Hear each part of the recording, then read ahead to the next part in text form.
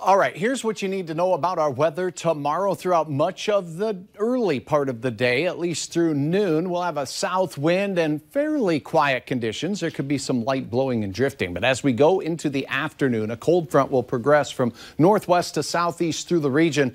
Not bring a lot of additional snow, but the winds gusting over 40 miles per hour are going to blow this light, fluffy snow all over the place, reducing visibilities, particularly in open country.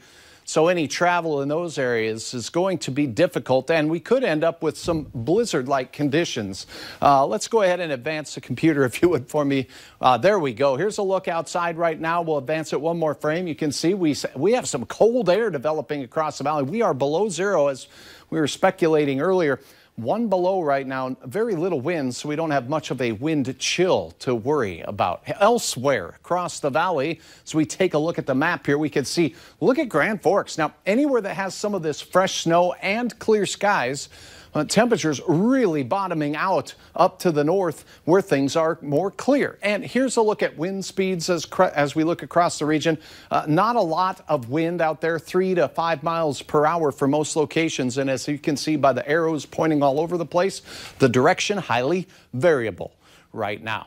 Moving on, taking a look at that satellite and radar. Once again, what we are seeing right now is quiet conditions. But as this warm front pushes in, not only are temperatures going to go up, but we'll have a south wind.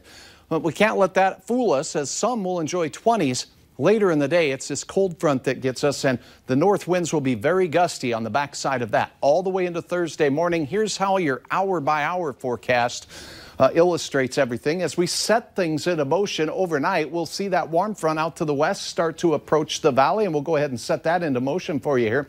Temperatures are going to fall in many locations out ahead of this cold front, but if you are out to the west, you'll see increasing clouds overnight, and as we advance towards morning, temperatures will be rising in our western counties, but we stay fairly chilly to start out your day tomorrow across Minnesota. I can't rule out a renegade flake of snow with this warm front moving through. It will continue to advance through. Now, in the afternoon, temperatures will have a good shot at 20-degree readings in the west and southwestern counties. But go ahead and set this into motion. We'll see the cold front start coming through, and by the mid-afternoon hours, say between 3 and 6 o'clock, our northern and western counties will start seeing an increase in northwesterly winds with those gusts up to 40.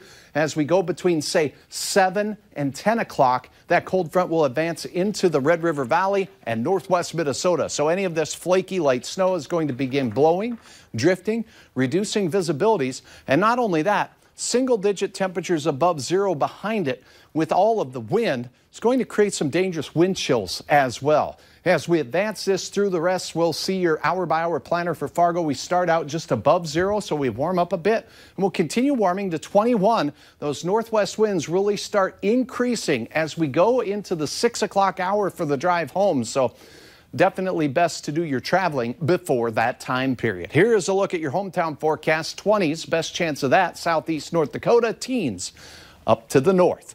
Here's a photo that was shared with us, and after a good snowstorm, everybody likes to have a little bit of a meal. Let's go ahead and show you that, well, it looks like, excuse me, I can't read that. Della sent this in from Fargo. Look at all the bunnies out there getting their dinner. Now the planning forecast. Behind the cold air on Thursday, we still have some nasty conditions out there, and we'll see temperatures that will be in the teens below, with wind chills likely in the 40s below for some. And it gets colder on Friday, as we are expecting temperatures of 22 below. It could be even colder into next week after our next storm moves through Sunday into Monday, Mike. Can't get colder than that, can we? With all this fresh snow, it really can. Oh, okay. Keep us posted. You bet. Thanks.